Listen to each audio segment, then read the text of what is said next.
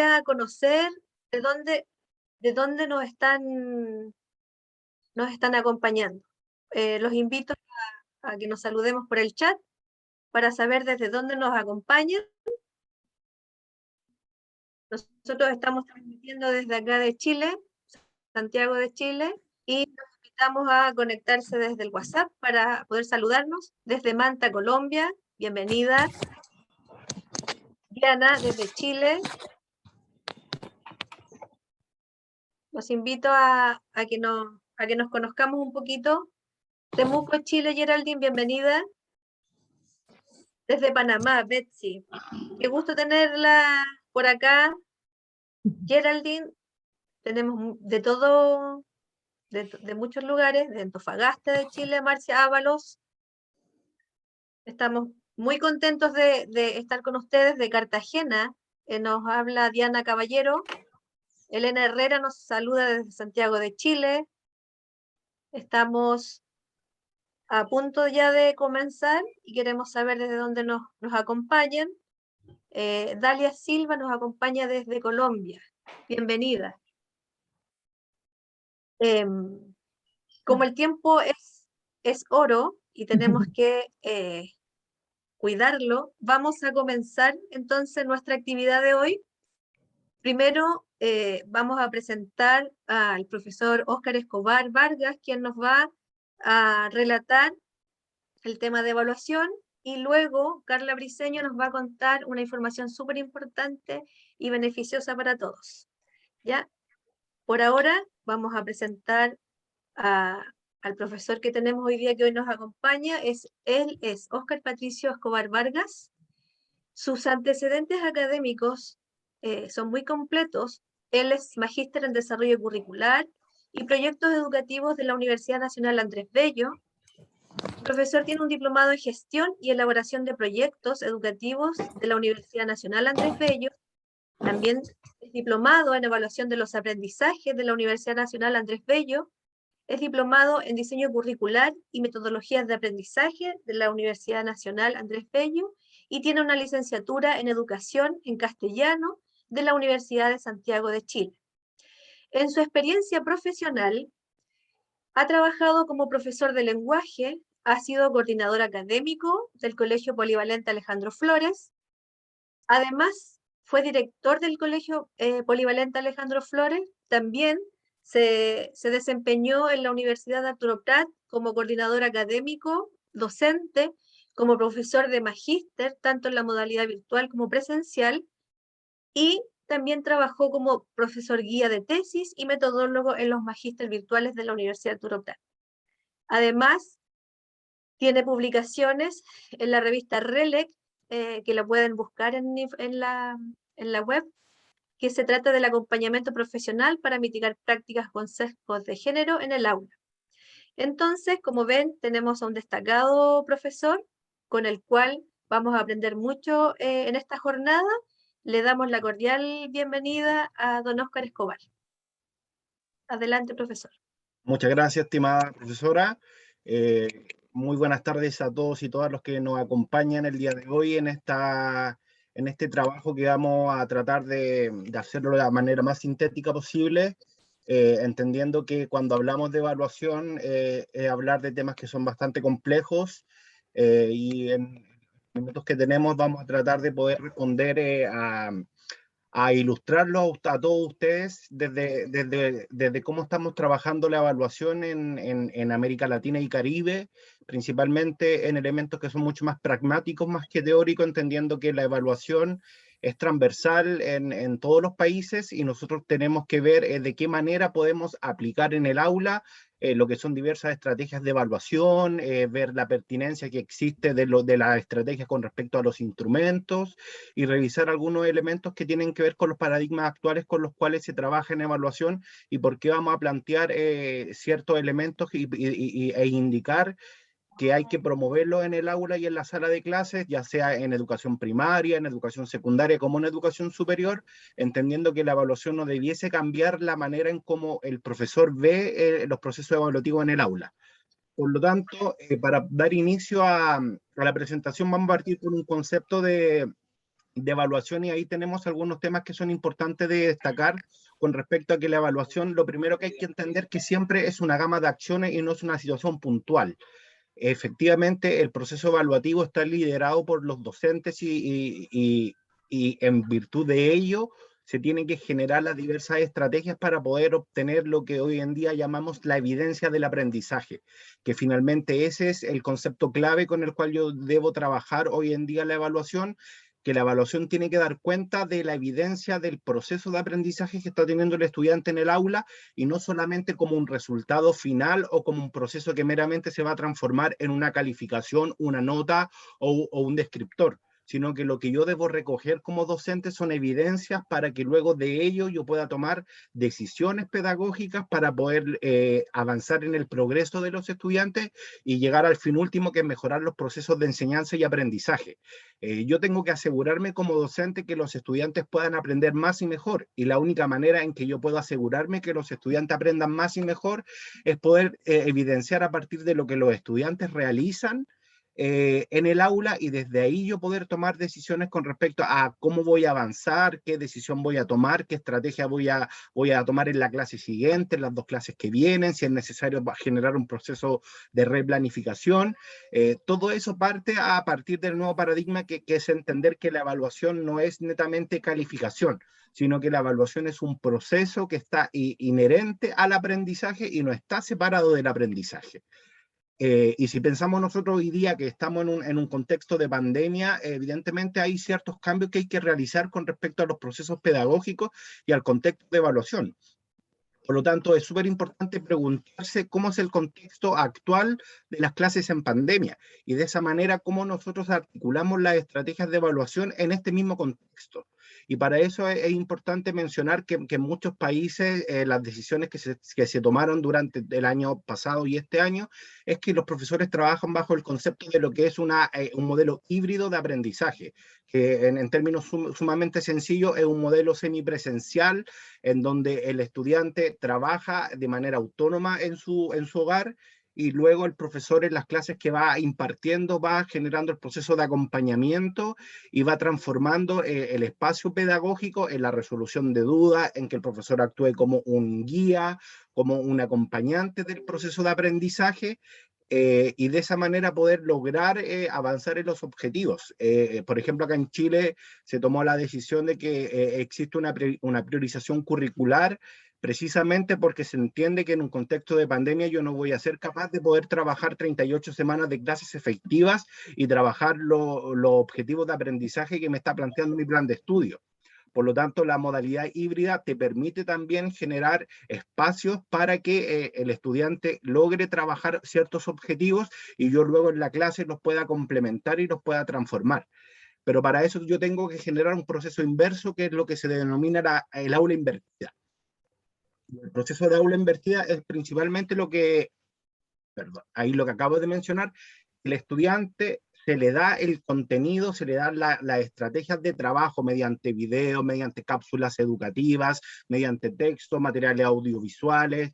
Ahora la virtualidad nos permite a nosotros poder trabajar con una gama de herramientas tecnológicas que hace que el estudiante desde el hogar pueda generar el trabajo, y durante la clase el profesor va resolviendo las dudas de ellos y va generando estrategias de evaluación para poder generar este trabajo que es sumamente relevante, que es evidenciar, y lo que hablábamos al comienzo, ver cómo el estudiante está aprendiendo, de qué manera lo está aprendiendo, y desde ahí se genera este proceso a través de diversas estrategias que son las que vamos a revisar un poquito más adelante. Desde la perspectiva de la virtualidad se genera también esta pregunta que es sumamente importante, que es saber de qué manera nosotros vamos a desarrollar las habilidades de los estudiantes en un contexto de clases virtuales y trabajando con un aula invertida. Y para eso tenemos que recordar que nosotros, o sea, muchos profesores y la gran mayoría estamos trabajando bajo lo que es la taxonomía de Bloom, revisada evidentemente por lo que hizo Anderson y Warhol en el 2001, donde el profesor tiene que ir generando un trabajo de desarrollo de habilidades, partiendo por las habilidades que son más elementales, que es el conocimiento, que es el recordar, para poder generar un trabajo de manera articulada para poder lograr el desarrollo de las habilidades que son más superiores, que tienen que ver con el orden de la creación y de la evaluación.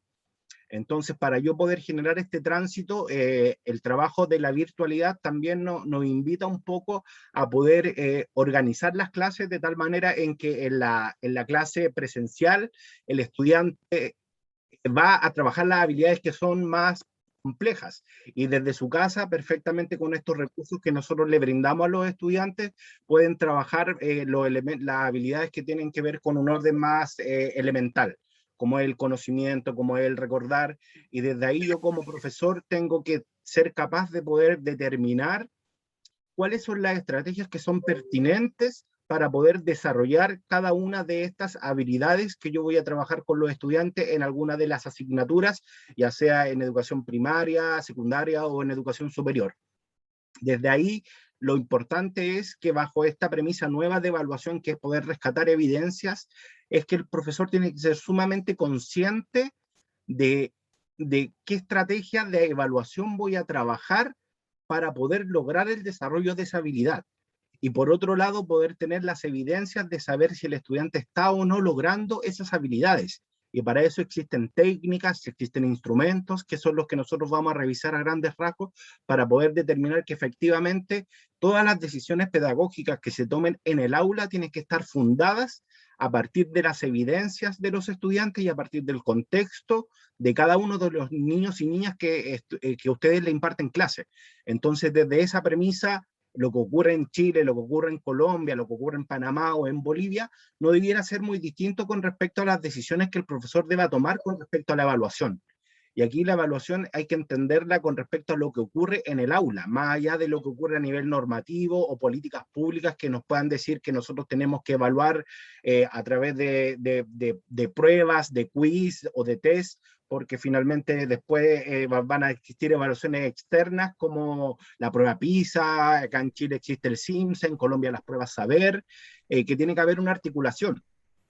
Pero no obstante, nosotros tenemos que pensar que lo que debiéramos trabajar de manera efectiva es qué ocurre con el estudiante en el aula y de qué manera yo puedo lograr desarrollar estrategias generando una diversificación de estrategias de evaluación y no solamente trabajar bajo un paradigma más normativo o más clásico que es la estructura, trabajar con evaluaciones mucho más estructuradas desde el punto de vista cuantitativo. Y otro punto importante que es el eslabón que nos permite a nosotros poder recoger evidencia es que nosotros debiésemos ser capaces de cuando estamos realizando las clases, ya sean virtuales o presenciales, es poder brindarle al estudiante una clase de retroalimentación o las clases que sean necesarias. Y esto yo debiese incorporarlo dentro de mi planificación como docente para poder en el fondo comprender que la retroalimentación es un elemento que es indispensable para la toma de decisiones con respecto a lo que es la evaluación.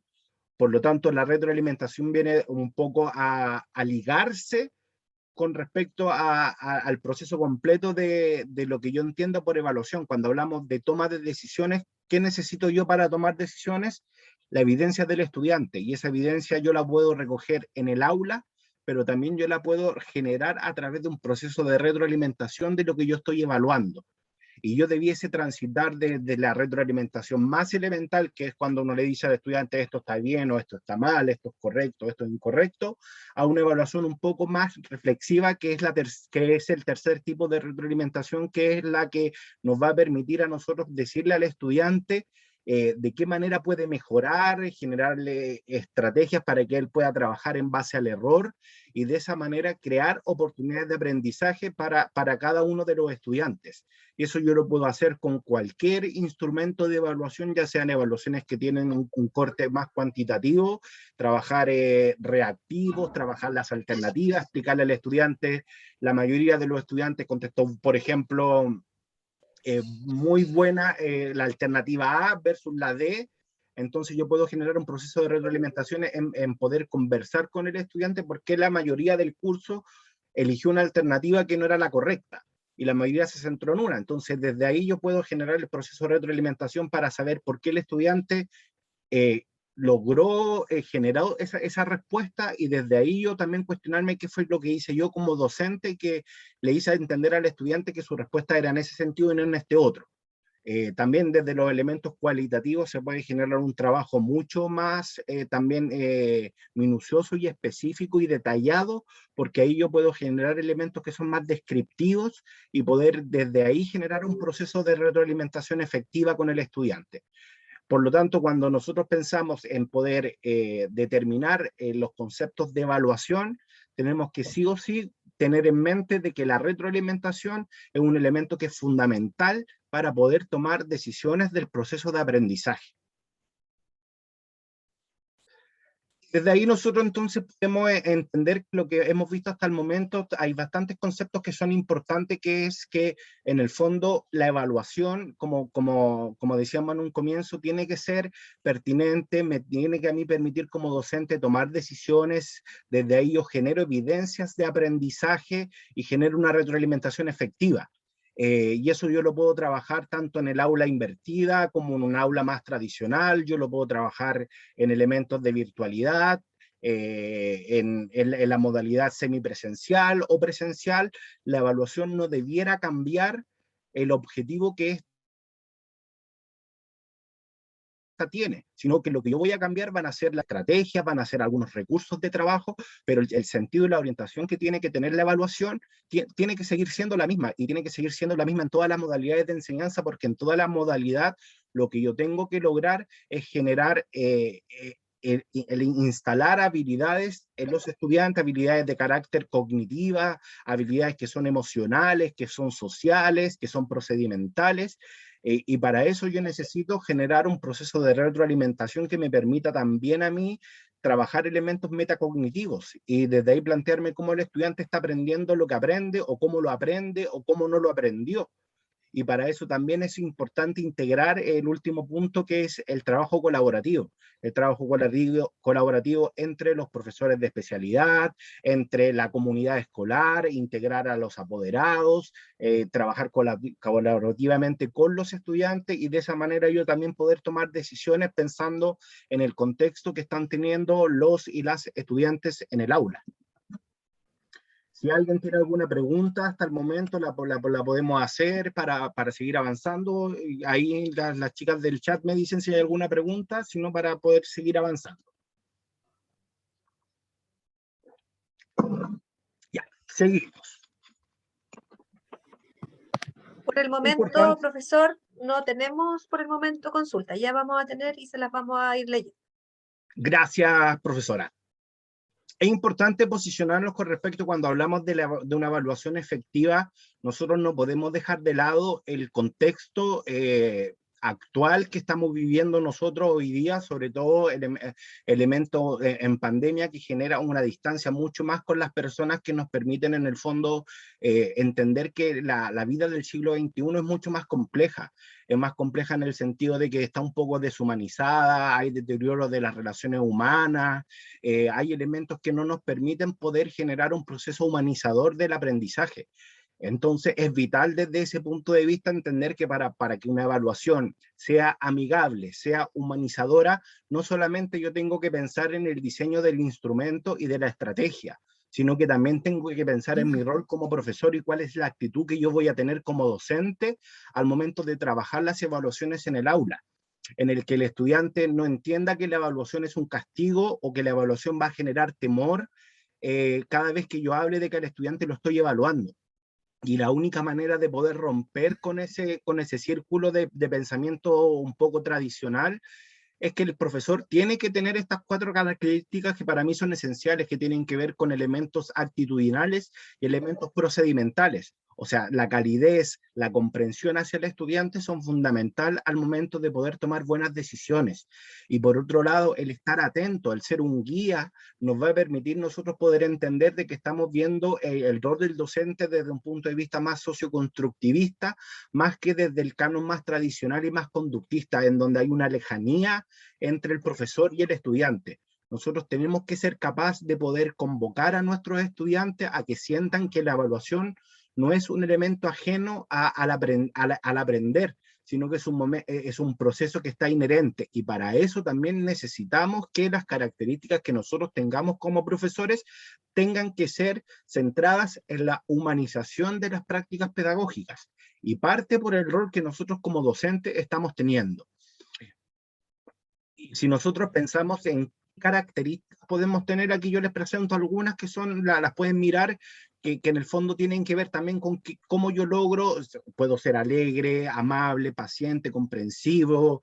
Es súper importante felicitar a los estudiantes, que tengan confianza, que aprendan a trabajar desde el error, que hasta que tengan buen humor y sean capaces de reírse en el aula, va a generar que cuando yo esté trabajando elementos evaluativos, el estudiante se va a ir acercando, y de manera súper inconsciente nosotros vamos a crear cultura evaluativa, que es un elemento que es sumamente complejo poder trabajarlo con los estudiantes cuando son más pequeños, pero si nosotros vamos creando cultura evaluativa a partir del rol que yo tengo como docente, efectivamente las situaciones van a ir cambiando y vamos a ir entendiendo que el estudiante pueda tener esta confianza de decirle, yo me equivoqué, yo lo hice mal, de qué manera lo puedo corregir. Entonces la evaluación está presente en todo momento. Entonces, pero tenemos que crear nosotros contextos que sean favorables para ello, y desde ahí parte de que el rol del profesor también pasa por la evaluación que yo voy a tener y esta conexión que yo tengo que tener entre el rol y las decisiones evaluativas que estoy tomando. Por otro lado, cómo yo avalo estas características que tiene el profesor, es pensar en una propuesta que es lo que llamamos la pedagogía de la ternura, que son autores que trabajan desde el proceso más actitudinal y desde las emociones de los estudiantes, entendiendo que si nosotros pensamos un poquito en neurociencia, la emoción va a ser vital al momento de poder tomar decisiones por parte del estudiante, al sentirse motivado por querer aprender o por querer trabajar el desafío que el profesor me está planteando con respecto a la evaluación que ellos me están trabajando. Por lo tanto, no podemos perder de vista que hoy en día la evaluación tiene que ser un proceso humanizador, y tiene que ser un proceso humanizador en que yo considere el contexto del estudiante, pero también me considere a mí como parte del contexto, porque yo como profe soy contexto para el estudiante.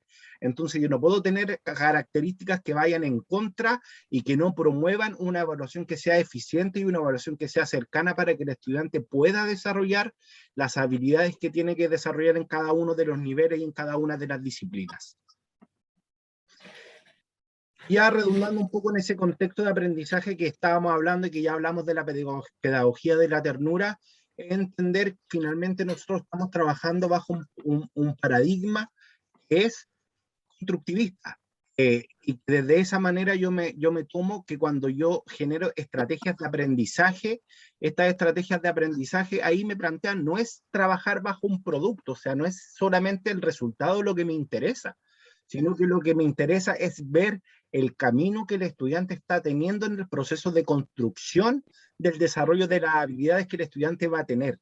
Por lo tanto, de ahí se nos traspasa inmediatamente de que yo no puedo trabajar solamente desde un paradigma tradicional y del desarrollo de habilidades elementales como es el conocimiento, sino que yo tengo que avanzar, porque es la manera en que el estudiante va demostrando su aprendizaje. Evidentemente nosotros como profesor vamos viendo que se está construyendo el desarrollo del ser humano desde una manera integral, y no solamente desde lo cognitivo, sino que desde lo procedimental y también desde lo actitudinal. Aquí nosotros podemos ver efectivamente la oposición que existen con respecto a los paradigmas, entendiendo que nosotros debiéramos centrarnos siempre en el segundo eslabón que aparece acá, que es la perspectiva actual, que está centrada en el aprendizaje, en donde yo lo que decido no tiene que ver con cómo para mí es más fácil enseñar, sino que yo tengo que posicionarme en cómo el estudiante puede aprender de mejor manera. Y desde ahí también son las decisiones que yo tengo que tomar con respecto a la evaluación. O sea, yo no puedo trabajar una evaluación que no esté articulada con respecto al objetivo de aprendizaje, con respecto a la metodología de enseñanza.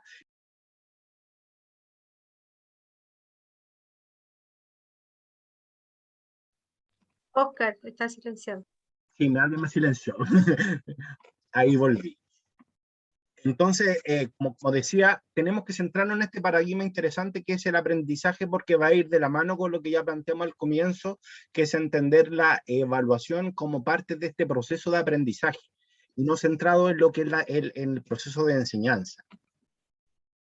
Y aquí hay unos elementos que son importantes que cuando yo quiero diseñar estrategias evaluativas, tienen que ser alineadas, como decía, con el aprendizaje. Y estas estrategias tienen que ser relevantes, tienen que ser motivantes para el estudiante, como lo que hablábamos al comienzo. Si yo no me hago cargo del contexto del estudiante, va a ser mucho más difícil tomar la evaluación para que efectivamente yo pueda lograr lo que me estoy planteando. Por lo tanto, la evaluación tiene que estar alineada con los aprendizajes. Me tiene que permitir a mí poder recoger evidencia que sea suficiente y variada. Cuando yo evalúo, tengo que evaluar no solamente el resultado, sino que lo más importante hoy en día, cuando yo aplico procedimientos de evaluación, es que yo tengo que evaluar el proceso, el progreso y los logros del estudiante para llegar al final a calificarlos estos logros. Pero la evaluación no puede ser en sí misma solamente un elemento calificativo, sino que tiene que ser un proceso que me permita a mí, en el avance del estudiante, ir recogiendo estas evidencias. Y por lo tanto, evidentemente, las características de las estrategias de evaluación y de los instrumentos tienen que ser pertinentes, pero tienen que partir desde un principio básico, que es la diversificación. Hoy en día la evaluación tiene que ser diversa. Yo no puedo trabajar siempre de la misma manera por mucho de que yo esté trabajando de manera constructivista. Si yo quiero trabajar con los estudiantes, por ejemplo, un texto que tiene que ver con el teatro y quiero que los estudiantes me dramaticen, yo no puedo hacer, por ejemplo, siempre evaluaciones de dramatización, independiente que la dramatización como estrategia evaluativa esté correcta, sino que yo tengo que lograr ser capaces de diversificar en virtud de cómo el estudiante va logrando el desarrollo del aprendizaje y desde ahí poder tomar decisiones con respecto a que yo tengo que diversificar en las clases que voy realizando para poder permitirle oportunidades de aprendizaje a todos mis estudiantes, considerando que todos tienen características que son distintas. Entonces es importante pensar cuando hablamos de diversificación, tenemos que diversificar, pero para poder diversificar yo tengo que considerar las evidencias de aprendizajes que ya tengo. Y en base a lo que ya tengo, voy decidiendo y voy logrando poder empoderarme como profesor de que las decisiones que estoy tomando también son en virtud de mis estudiantes y de las características particulares que ellos tienen. Ya si pensamos en la evolución del aprendizaje, yo creo que esto ya está súper claro y lo vamos a ver súper rápido. Hablamos de que efectivamente la evaluación nace a partir de un juicio. Generalmente la evaluación solamente medía. Después se avanzó entre la congruencia entre el desempeño y los objetivos de evaluación. Pero esto fue avanzando porque con esto yo no voy a trabajar el concepto actual de evaluación, sino que lo que yo tengo que avanzar es a lo actual, es la integración de lo que yo mido, del juicio que yo emito y de la congruencia que yo necesito tener entre todos los elementos que construyen el proceso de aprendizaje. Y desde ahí yo voy a crear el concepto de evaluación actualizada y desde lo que a partir de ellos me dicen, o sea, ¿cómo defino evaluación entonces a partir de todo lo que ya hemos visto hasta el momento? Es que la evaluación tiene que ser un proceso, como dice ahí, permanente y sistemático. O sea, siempre yo tengo que estar constantemente evaluando y yo puedo evaluar todas las clases, en los 3 momentos de la clase, yo puedo evaluar al inicio, al desarrollo, al cierre, puedo hacer evaluaciones de acuerdo a la gente, según la intencionalidad que éste tenga, y yo como profesor evidentemente tengo que emitir un juicio. Y esto está súper claro, pero ese juicio tiene que estar y tiene que nacer a partir de la información que yo obtengo de lo que estoy evaluando. Y eso evidentemente tiene que ser contrastado con el ideal que yo quiero que el estudiante logre alcanzar y el estudiante tiene que tener claridad de qué es lo que yo espero de él. Por eso, por ejemplo, cuando hablamos de evaluaciones cualitativas y hablamos de instrumentos de carácter cualitativa, una de las recomendaciones importantes es que el estudiante siempre debe conocer el instrumento antes de ser aplicado. Y eso tiene un sentido en esta definición en que finalmente el estudiante tiene que saber su referente y tiene que saber lo que se espera de él, para a partir de eso, cuando se aplique el instrumento y yo pueda cotejar cada uno de los indicadores de evaluación, yo tome las mejores decisiones en función de lo que está ocurriendo con el estudiante en el aula.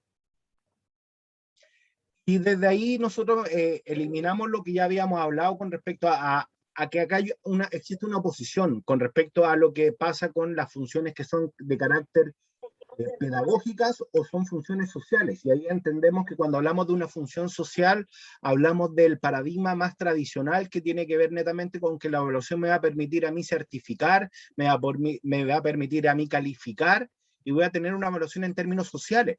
Pero yo con solamente calificar no estoy logrando lo que yo necesito, que es el punto de acá, que es que la evaluación es y tiene que ser siempre entendida como una función de carácter pedagógica. Y la evaluación en el momento en el que yo la tome y con la intencionalidad que yo la tome voy a lograr diferentes elementos. Crear un ambiente escolar, que hablábamos al comienzo con respecto a la articulación del contexto, de características de los profesores. Me sirve a mí como un diagnóstico y poder saber qué es lo que necesito poder reforzar con el estudiante. Me permite a mí generar un proceso de retroalimentación que hablábamos que tiene que ser inherente a la evaluación y yo tengo que agregar siempre y tengo que generar espacio para poder planificar una buena retroalimentación. Evidentemente me permite hacer una mejora continua de los procesos de aprendizaje. Como hablábamos también, podemos motivar y el proceso de la evaluación me permite a mí motivar al estudiante cuando esta evaluación es conocida por él, entiende lo que tiene que hacer, me permite a mí generar un pronóstico con respecto a yo poder generar predicciones con respecto a los resultados de la evaluación y evidentemente a mí como profesor me va a permitir ser proactivo en la toma de decisiones consciente y efectiva. Y hoy la pregunta efectiva, o sea, ¿cuándo una evaluación es efectiva? Yo creo que es sumamente importante preguntarnos eso y preguntarnos también cuáles son los aspectos que debe considerar una evaluación para que esta evaluación sea efectiva. Primero, agregar y tener claro todos los componentes que son necesarios para una evaluación actual y que eso los podemos rescatar a través de las dos definiciones que acabamos de ver con respecto a la evaluación. Elementos importantes, desde mi punto de vista, el más significativo tiene que ver con recoger evidencias del aprendizaje de los estudiantes. Eso para mí es uno de los principales elementos que con la evaluación yo debo lograr. Por lo tanto, yo me tengo que preguntar como profesor, ¿qué es lo que necesito para recoger evidencias? Necesito poder desarrollar estrategias de evaluaciones diversificadas e instrumentos que sean pertinentes. Por otro lado, la relación estudiante-profesor, lo que hablábamos también, y aquí podemos aplicar lo que es la pedagogía de la ternura, entender que el proceso de aprendizaje tiene que ser humanizador, en que tiene que haber una buena relación con el estudiante para que no se merme el proceso evaluativo. Por otro lado, yo debo sí o sí considerar las características de los estudiantes al momento de poder diseñar estrategias de evaluación y saber qué es lo más pertinente, o sea, saber si un estudiante son mis estudiantes que son más visuales, son más kinésicos, aprenden mejor escribiendo, aprenden mejor haciendo. Yo, a medida que voy trabajando los diagnósticos, tengo que ser capaz de poder conocer las características de los estudiantes con respecto a cómo ellos aprenden y a partir de cómo ellos aprenden poder tomar estas decisiones para poder generar evaluaciones efectivas. Por otro lado, es sumamente importante poder crear esta cultura evaluativa, que el estudiante no le tenga temor a la evaluación y que sepa el estudiante que la evaluación es parte del proceso de aprendizaje. Y eso yo lo tengo que construir, no, la cultura evaluativa no se da por sí misma ni se trabaja de manera inconsciente, sino que yo como profesor tengo que generar estrategias para poder instalar una cultura evaluativa y que esa cultura evaluativa ojalá se instale en la institución. Y para eso se hace sumamente relevante el trabajo colaborativo en que todos los docentes de todas las asignaturas o de todas las cátedras, si hablamos de educación superior, vamos a trabajar estrategias determinadas para que creemos esta cultura evaluativa que es tan necesaria para poder lograr efectividad de los procesos de aprendizaje. Por otro lado, es sumamente importante que también exista congruencia evaluativa, es decir, que lo que yo evalúe no sea distinto a cómo yo lo enseñé en el aula o a cómo yo trabajé las estrategias de evaluación en el aula. Si yo trabajo, por ejemplo, al estudiante elementos orales en todas mis clases y después en la evaluación final es una evaluación escrita en donde tienen que realizar un ensayo, por ejemplo, estoy generando una incongruencia. Entonces yo tengo que ser siempre congruente en que de la forma en cómo yo le estoy enseñando a mi estudiante es la misma forma en cómo yo lo voy a evaluar. Y ahí yo logro generar esta congruencia entre la metodología, el objetivo y la evaluación.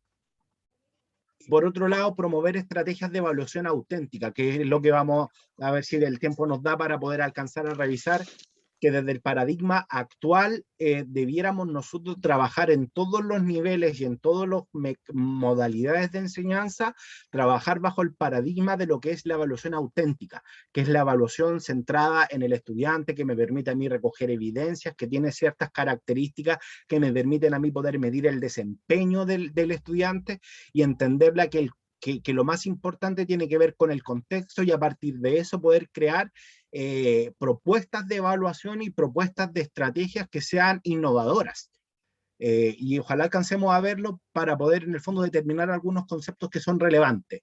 Y por otro lado, en la pertinencia que tienen que tener los instrumentos de evaluación también es fundamental al momento de lograr una evaluación que sea efectiva. Por lo tanto, cuando queremos hacer un resumen y queremos decir cómo yo logro y qué es lo que necesito para lograr una evaluación efectiva en el aula, es poder considerar estos 7 puntos que son relevantes.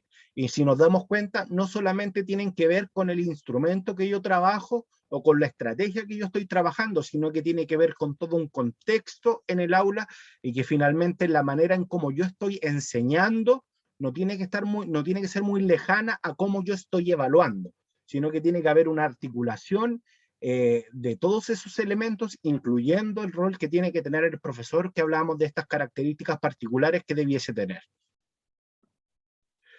Por lo tanto, aquí lo que hablamos, o sea, si yo trabajo con el estudiante de distintas formas, la habilidad, la prueba no es un suceso, sino que se transforma inmediatamente en un suceso porque yo estoy trabajando distintos elementos para poder lograr. Y ahí yo trabajo lo que es la diversificación en cuanto a los tipos de evaluación y ejercito constantemente el proceso de aprendizaje. Y eso es lo que voy a lograr finalmente, es que el estudiante voy a causar una certidumbre y una tranquilidad en que yo como estudiante voy a saber que lo que me va a evaluar el profesor no va a ser distinto a cómo yo estoy aprendiendo. Y eso también va a generar una motivación inherente en el estudiante, en el que él va a estar seguro de poder generar una evaluación, ya sea escrita, ya sea oral, ya sea trabajar una ADP, trabajar una resolución de problemas, y si yo todo eso lo trabajé constantemente en las clases, finalmente voy a lograr que el estudiante se motive y voy a lograr este concepto que es súper relevante, que es la certidumbre y no la incertidumbre de tenerle temor a la evaluación. Y con esto yo también puedo lograr desarrollar cultura evaluativa. O sea, la cultura evaluativa también se desarrolla en la medida en que yo voy trabajando evaluaciones de proceso constantemente y le doy más valor a la evaluación formativa que a la evaluación sumativa. Y desde esa aplicación que yo estoy trabajando como docente, estoy creando también cultura evaluativa en que el estudiante se va a acostumbrar a que la evaluación es parte del día a día de su proceso de aprendizaje.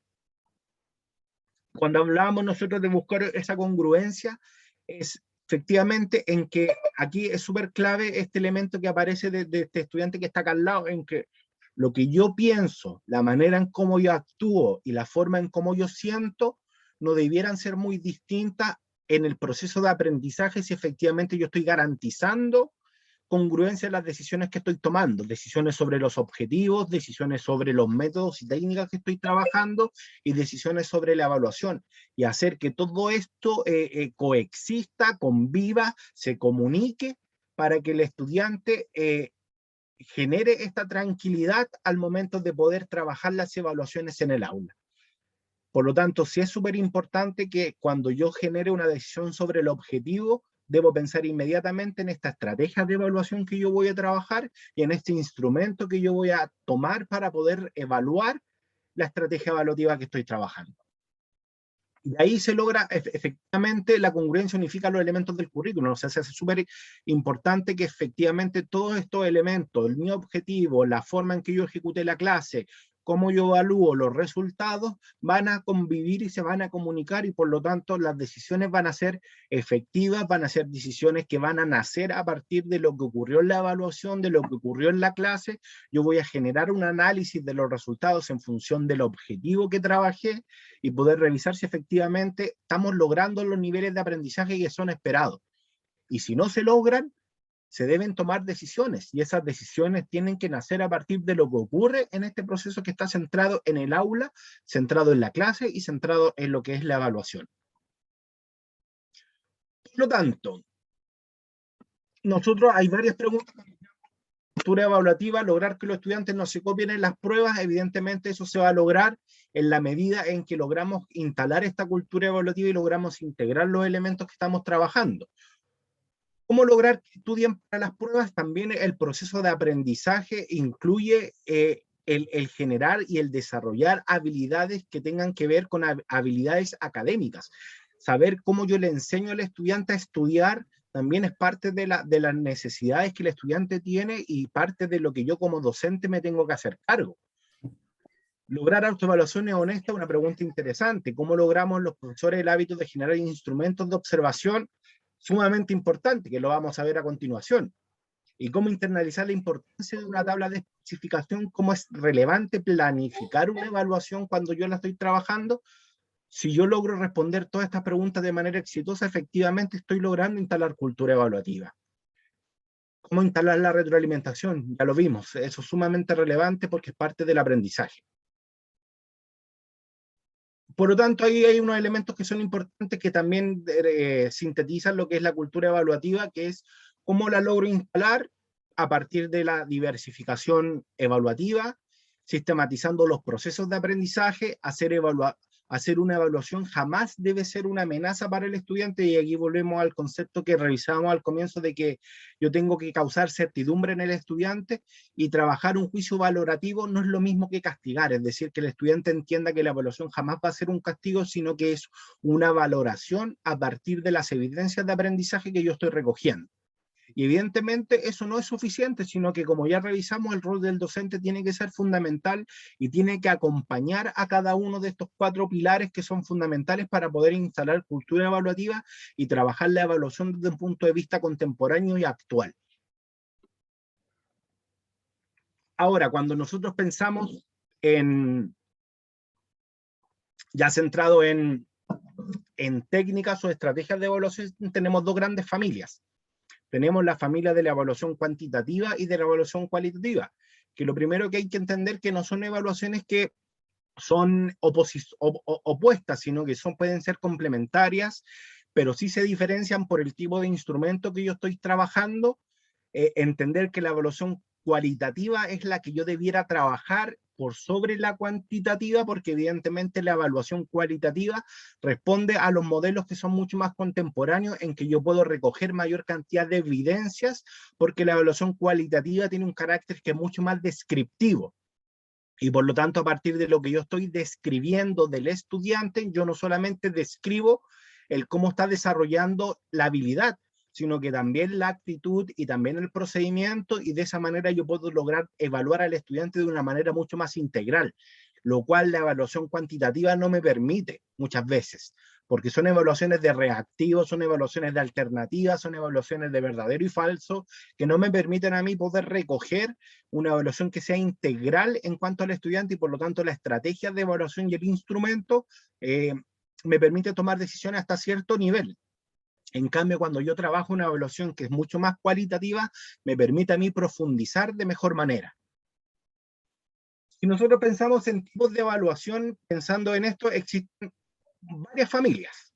Ahí las vamos a hacer una pincelada en virtud del tiempo, en cuanto a la intencionalidad, a la temporalización, a la extensión, a quién evalúa, y a evaluación desde la ubicación donde está el estudiante o el agente evaluativo.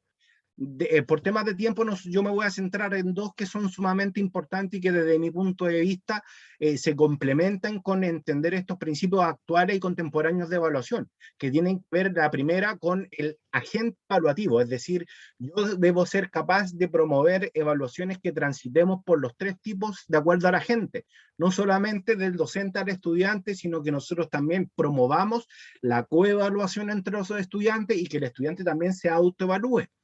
Y de esa manera yo puedo crear indicadores de carácter conductual, de carácter emocional, de carácter cognitivo, y ahí poder recoger esta manera mucho más holística de poder evaluar, y hasta incluso puedo ponderar una heteroevaluación con una coevaluación o con una autoevaluación.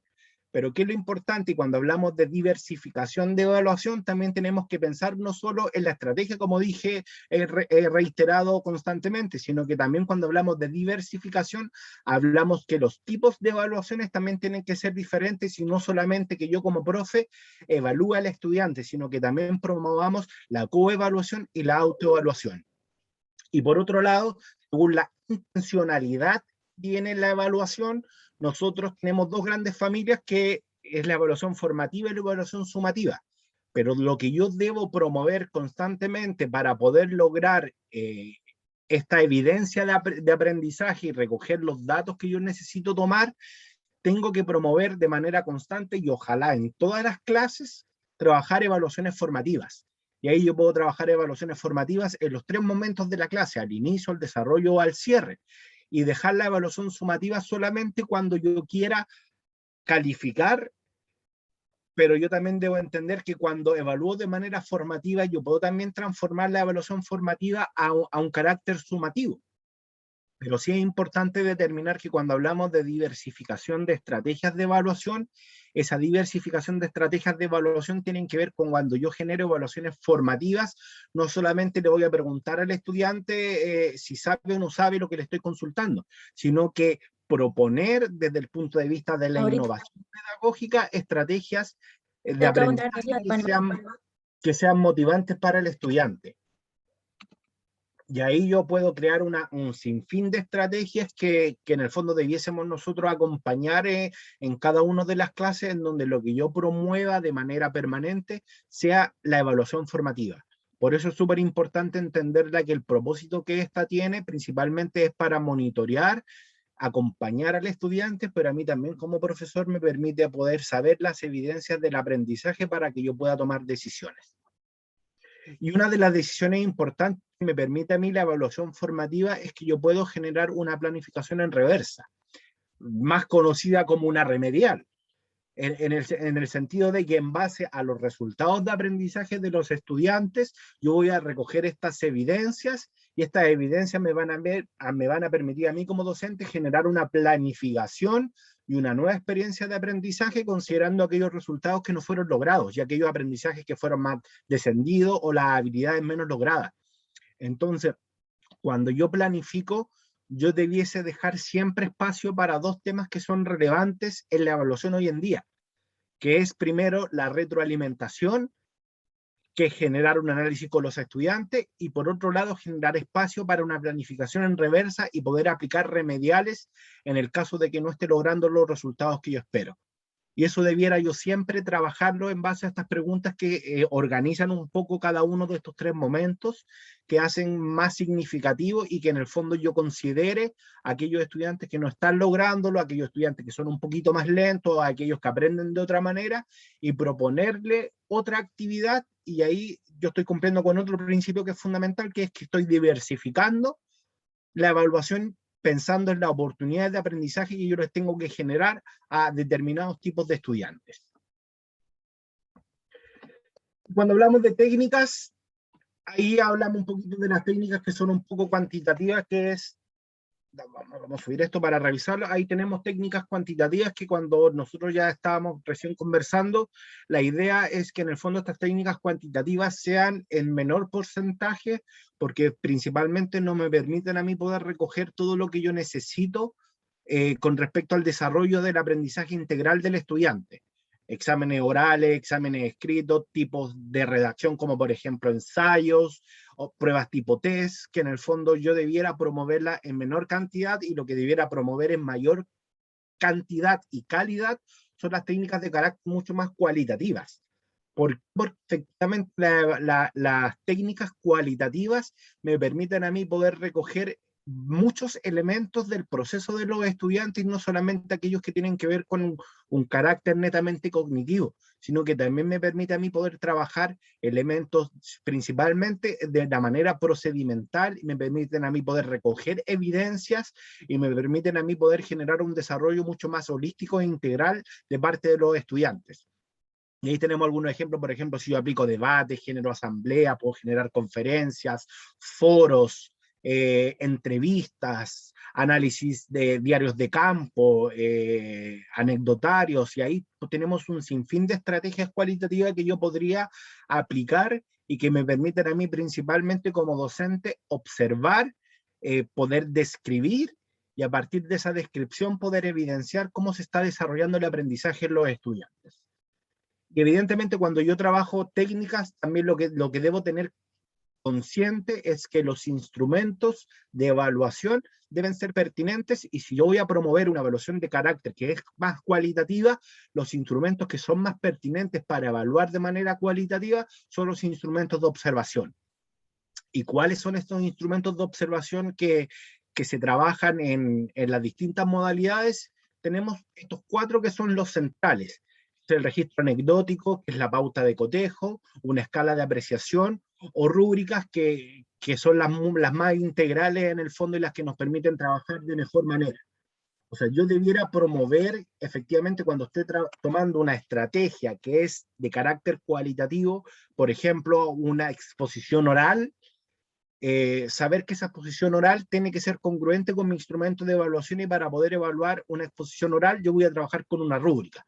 ¿Por qué? Porque una rúbrica me permite poder a mí crear una cantidad de indicadores y poder crear el progreso que el estudiante debiese tener con respecto a cómo yo estoy rubricando el desarrollo de ese indicador de evaluación. Y yo puedo crear una serie de indicadores de evaluación para poder saber de qué manera poder desarrollar el aprendizaje. Que por otro lado es súper distinto a una escala de apreciaciones, que una escala de apreciación tiene un carácter mucho más actitudinal. O sea, yo trabajo una escala de apreciación cuando yo estoy trabajando generalmente elementos que tienen que ver con las emociones de los estudiantes o con las actitudes que ellos tienen. Y por otro lado, la pauta de cotejo es una pauta que es taxonómica, en donde yo trabajo elementos logrados y por lograr. Y ahí yo puedo crear una serie de indicadores, pero en el fondo, en ciertos momentos y de acuerdo a una estrategia específica, yo puedo trabajar, por ejemplo, cuando el estudiante esté resolviendo un problema, creo indicadores y veo si esos indicadores se lograron o no se lograron. Y por otro lado, que es mucho más complejo en términos de tiempo, es que el registro anecdótico es el más completo de los elementos, en el sentido de que me permite a mí poder describir de manera sumamente profunda todo lo que hace el estudiante en el aula. Si yo al estudiante le estoy, por ejemplo, en el caso de ciencias, le indico que generen o desarrollen un experimento, yo como profesor debiera trabajar con los grupos de trabajo y describir todo lo que hacen los estudiantes. O sea, estudiante número 1 está haciendo tal instrucción, está trabajando con los tubos de ensayo, mientras el otro estudiante trabaja con los reactivos, la actitud del tercer estudiante no es tan positiva como la de los otros dos, y a partir de todas estas descripciones pedagógicas, después yo genero un análisis y genero un resultado con respecto a la evidencia del aprendizaje. Entonces, desde ese punto de vista, es importante, y con esto cierro porque ya me pasé en el tiempo, entender que cuando yo evalúo hoy en día en el aula, tengo que evaluarla considerando el contexto del estudiante, que es fundamental. Debo promover evaluaciones que son de carácter mucho más cualitativo, y debiera yo trabajar con estos 4 instrumentos y poder ser capaz de, a partir de estos 4 instrumentos, recoger evidencias de aprendizaje y poder ver de qué manera los estudiantes están desarrollando las habilidades, no solamente habilidades cognitivas, sino que habilidades emocionales y habilidades procedimentales. Entonces, la evaluación de hoy en día nos invita a poder diversificar para que el estudiante aprenda más, aprenda mejor, y no olvidar que los conceptos que hoy en día no podemos dejar de lado, el rol fundamental que tiene que tener el docente. Un rol que invita a que la evaluación y a que el docente seamos mucho más humanizadores en esta sociedad que está un poquito lejana en algunos momentos a la humanización, y sobre todo en pedagogía tenemos que trabajar como docentes protagonistas del proceso y humanizar a nuestros estudiantes y promover buenas relaciones, buenas actitudes y buenas características, y trabajar en base a lo que plantea la pedagogía de la ternura. Así que con esto les doy las gracias, me despido, y espero que haya contribuido un poquito a la conceptualización con respecto a cómo se ve la evaluación hoy en día, cómo lo estamos trabajando en pandemia y a cómo podemos aterrizarla a las distintas modalidades presenciales, virtuales, semipresenciales y a todas las modalidades de enseñanza, educación preescolar, educación primaria, secundaria y educación superior. Así que muchas gracias. Profesora Susana, le dejo la palabra. Muchas gracias. La verdad es que ha sido un honor tener al profesor Óscar Escobar acá. Él, la verdad es que nos ha dado una clase magistral en en casi 50 minutos. Nos dio una pincelada y una pincelada general que, que podríamos intensificar en un diplomado que nosotros estamos promoviendo, ¿ya? Somos la empresa Bricova y les agradezco a todos la atención que han tenido con nosotros. Les quiero pedir un favor a todos, si es posible que pudieran encender la cámara para poder tomar una fotografía y poder publicarla en nuestras redes sociales para promover estas actividades pedagógicas que son tan necesarias para todos los docentes. Les agradecería, por favor, a todos encender la cámara porque tenemos más de una pantalla, entonces voy a tener que sacar una foto a esta pantalla y luego a la que viene. Entonces, todavía hay personas que no encienden su cámara. Por favor, son unos segunditos. Les pedimos por un segundito encender sus cámaras. Está Luz Marina todavía, Ignacio Labra, Osiris, Nidia Villarruel, para que todos aparezcamos en redes sociales con el profesor Óscar y la profesora Carla. Todavía nos falta Luz Marina, Ignacio Labra, Osiris.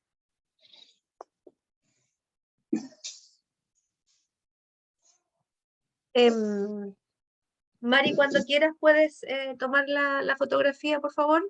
Sí, ya están de todas las pantallas. ¿Le sacaste a todas las pantallas? Sí, sí. Ah, perfecto. Muchas gracias, Mari. Gracias a todos por haber encendido sus cámaras y queremos compartir con ustedes antes de despedirnos y también queremos saber si tienen preguntas para el profesor Óscar. Antes de pasar con Carla, que tiene una información importante que entregarles, ¿hay alguna consulta que quisieran realizarle al profesor? Pueden abrir el micrófono, pueden escribirnos en el chat. Estamos atentos a las consultas de ustedes. Si no hay consulta, quiere decir que está todo muy clarísimo. Geraldine en el chat nos escribe agradecer esta instancia. Bueno, ¿alguien está pidiendo la palabra? Simplemente agradecer. Muchas gracias. Muchas gracias. Bueno, acá la señora Loreto, profesor Óscar, escribió una consulta en el chat y nos dice, una inquietud en relación al trabajo y evaluaciones en casa que ahora están apoyados por sus padres. Sí, es un tema que es sumamente complejo, la virtualidad, y por eso en el fondo al principio cuando hablábamos de lo que es la aula invertida, en el fondo la idea es que cuando los papás trabajen con los estudiantes, sobre todo los que son más pequeños, puedan trabajar en conjunto con ellos de manera autónoma el desarrollo de lo que son las habilidades más elementales, principalmente relacionadas con el conocimiento. Y la idea es que en el momento en el que se está trabajando una clase de manera virtual, online, donde el estudiante está presente en la clase, desde ahí poder generar estrategias que en el fondo me puedan a mí dejar tranquilo que efectivamente el estudiante esté aprendiendo y no sea solamente una respuesta de lo que el papá le está respondiendo en la casa.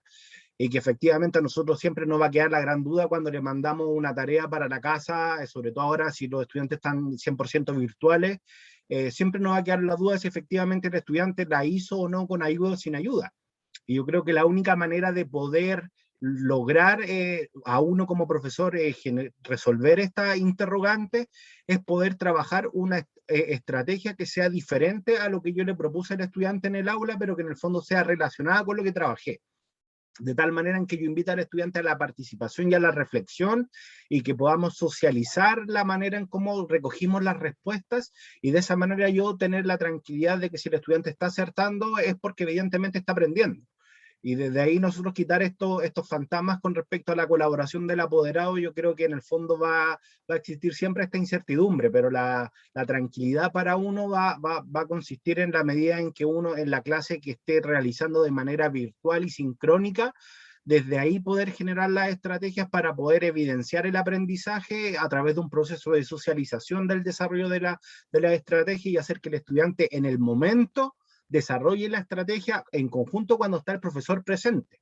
Y desde ahí poder cotejar si efectivamente hay una relación o no con lo que el estudiante hizo en la casa.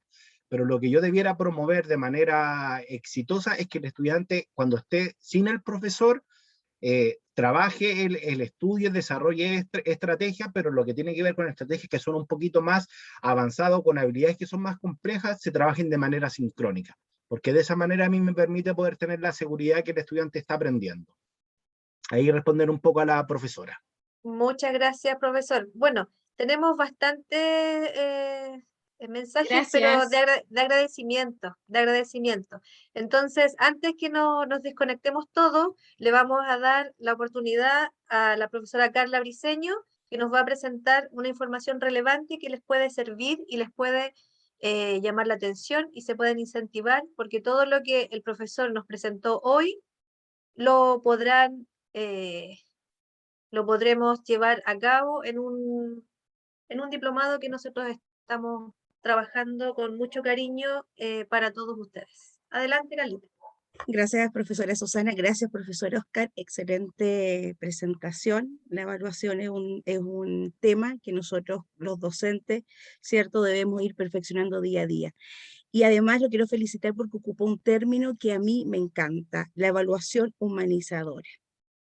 En eso estamos, en humanizar esta evaluación, salir de esos conceptos tradicionales, ¿cierto? Y preocuparnos del contexto del alumno, ¿cierto?, de las características que él tiene. Así que yo, desde acá, ¿cierto?, le agradezco su intervención.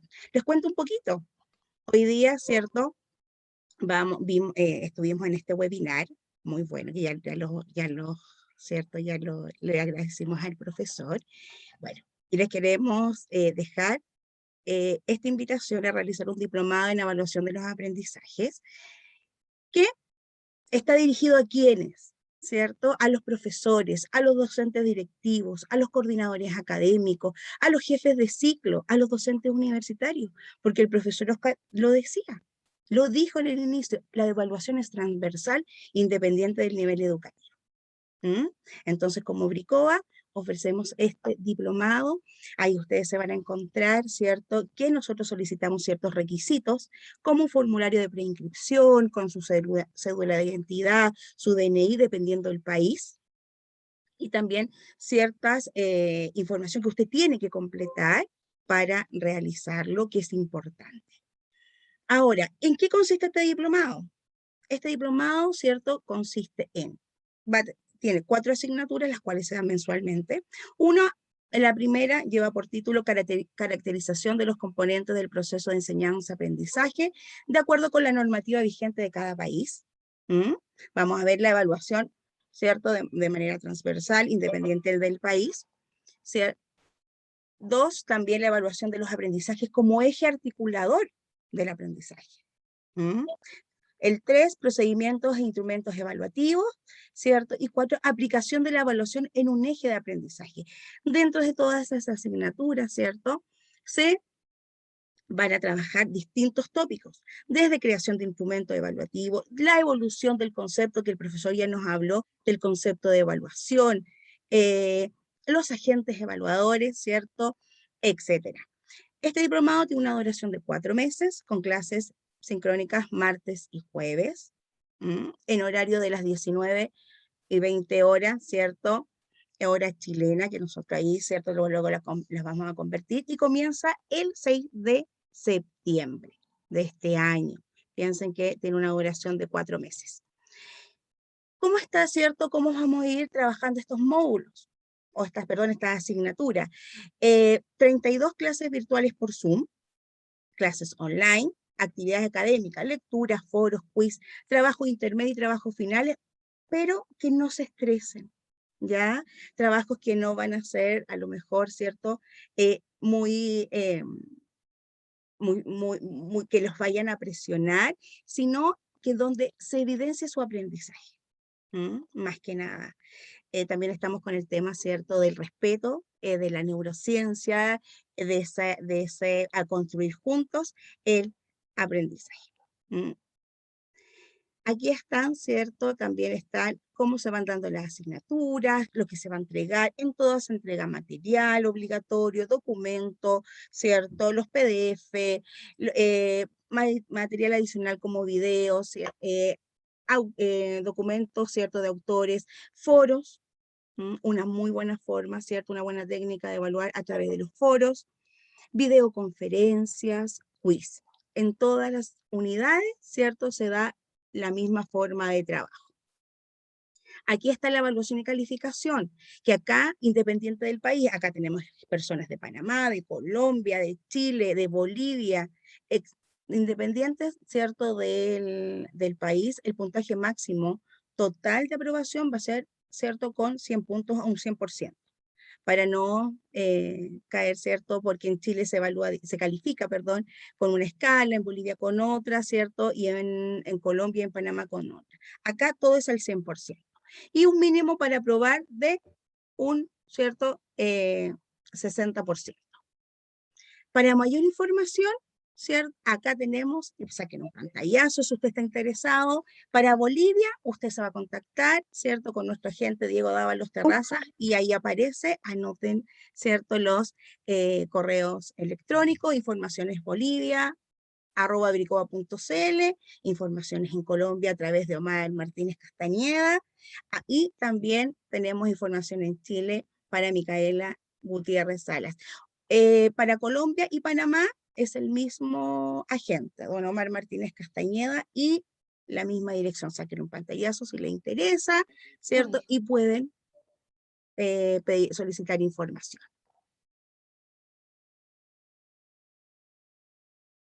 También Así es que, importante que nos puedan seguir. Gracias, Carlita. Muchas gracias por tu presentación. Es importante que nos puedan seguir a través de Instagram, en Bricova_educa. Ahí pueden encontrar mayor información. Y bueno, si están interesados, nos pueden colocar acá en el chat los correos para que nosotros podamos enviar toda la información necesaria. Y con esto vamos a dar por finalizada nuestra actividad. Les agradecemos enormemente la participación, la asistencia. Creo que siempre es importante estar actualizando nuestros conocimientos. Los profesores tenemos la tarea de actualizar nuestro conocimiento, estar a la vanguardia, ¿cierto? Entonces, de verdad, estamos muy agradecidos con la presencia de ustedes y los esperamos a todos en el diplomado, porque ahí van a aprender mucho más. Que tengan una muy buena noche y gracias y que Dios los bendiga. Ya se acabó, una hora. ¿En serio? Buenas noches. buenas noches, que esté muy bien. Buenas noches, Buenas muchas gracias. noches. Buenas noches. Buenas que esté noches. muy bien. Buenas Nos noches, vemos. bendiciones a todos. Gracias. Descansen. Gracias a Dios. Adiós. chao. que estén muy Chao, bien. chao. Chao, chao. Gracias.